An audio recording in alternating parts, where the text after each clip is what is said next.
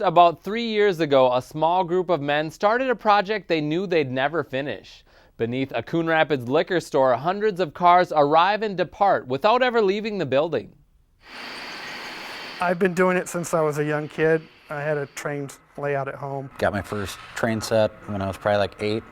My father put it on a piece of wood and I played with it and played with it and played with it and just grew from there. Raised with a reverence for the railroad, a half-dozen men from throughout the metro decided to connect their collections and create a club. There were 6 of us that were part of another group. Basically, it's modular club. You go set up, start allocating funds to different things. Bench work, wiring, track. One member of the newly formed North Metro Model Railroad Club, who used to work at an old Coon Rapids grocery store, recalled its empty basement that would fit the stations they had envisioned. Lots of meetings just before we even had our first meeting for the public to see if there was interest out there.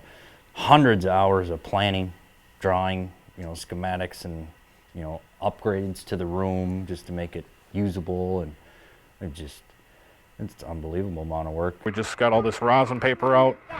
We drew every single track as you see on the floor, and basically when we started the bench work, we lifted the paper up, put it on top of the bench work, and laid all the track to it. There's almost always somebody down here working. Some people work third shift, they come down their day. We have people who are retired come down and work. Stationed next to the Coon Rapids VFW, the growing group, now of more than 50 members, constructed a wooden frame, laid and wired more than 600 feet of HO scale track, and built scenery to reflect unique areas of Minnesota. As the members started forming, we talked about what we wanted to do as far as where we wanted to model.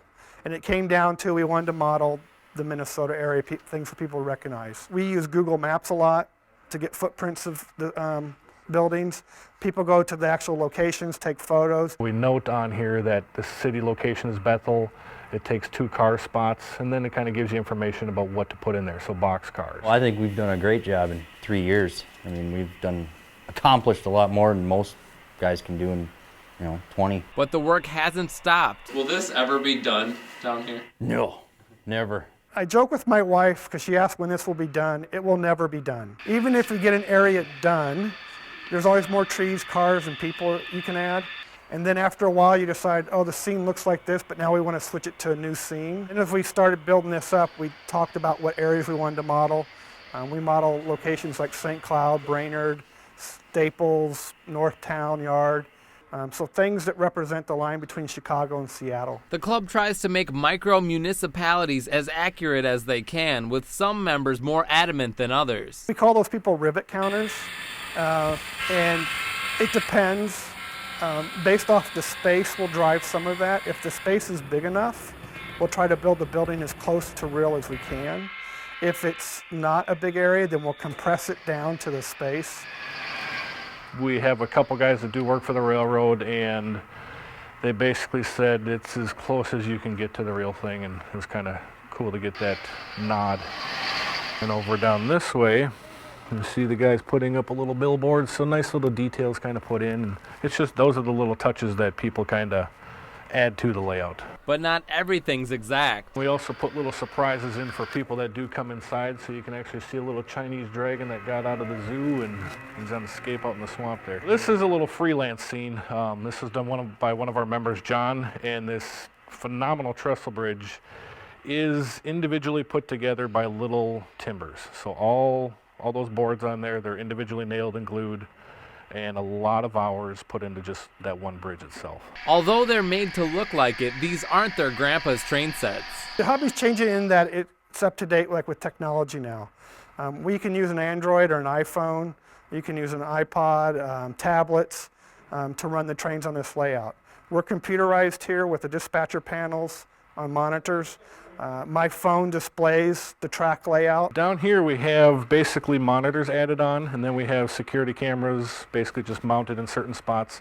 But this is to show us the staging that's underneath. And we have another set of monitors down here, so there's actually hidden track, and the tracks enter right over here, and then basically they climb on underneath and allow you to go different routes under there. The panels basically are related to, so you'll see the red and green lights. So if I push the switch number 412, you'll see the lights flash, and then the tracks will throw. For a few, it's become somewhat of a second home coming here. A couple hours a night, probably, when you got free time. You know, I'd rather be here than watch TV. Most of the guys here had train layouts, and this just takes it to the next level. These are expensive toys. And just how expensive does it get? I don't even want to think about it. I have 100 engines, 250 average a pop, so you can do the math. I probably have 300 or 400 cars at $20 a pop, and that just counts that rolling stock and stuff. Doesn't count all the supplies I've bought. There's also training involved. Most people at home are going to have 4x8 layouts or 8x8 layouts. You're not going to get to model a lot. This allows you to work with people that know things and have been doing stuff, and you can learn from others. We don't care if the member has any skills or not. You don't have to know anything. I mean, we got a lot of guys that joined, didn't have a clue about model trains, and they come here to learn, play with this thing. If they want to do woodworking, we'll teach them woodworking. They want to do electricity, we'll teach them electricity. This is all digital command control. It's all computerized. Every engine in here has a computer chip inside of it. So we can run 100 trains at a time. If you got a skill and I don't know it, I want to sit and learn it, and you can learn what I know. It's improved my woodworking skills, my electrical skills, made a lot of friends. There's a lot of friendships that are formed with guys who like to ride trains or go chase trains as well. It's a good way to have some fun. Modelers say there's still a younger generation interested in keeping the hobby chugging forward. My 7-year-old boy has been brought up with trains, so I think he'll continue with that. Out on the road, they say lengthy delays are a delight. I'm glad I got caught by the crossing gates, because then I got to watch the train go by. I look at it from a modeler's perspective.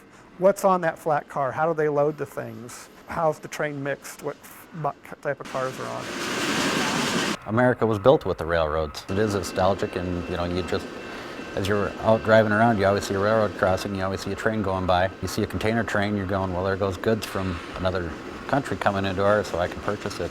Maybe it's got flat screens, or maybe it's got my groceries on it. Wherever I've lived, and I've lived in Indiana and Ohio and that, I found train clubs in the area and met up with other guys. It's a good camaraderie. It's a good way to meet other people, learn things. Always been interested in trains. I lived in a couple apartments, so you couldn't exactly have anything, but you built little things, or you go out to the flea markets or the stores and buy something, go, someday I'll have my empire. And here it is. To see the layout or to join the club, check out a meeting at the VFW on Coon Rapids Boulevard on the third Tuesday of each month at 7 p.m.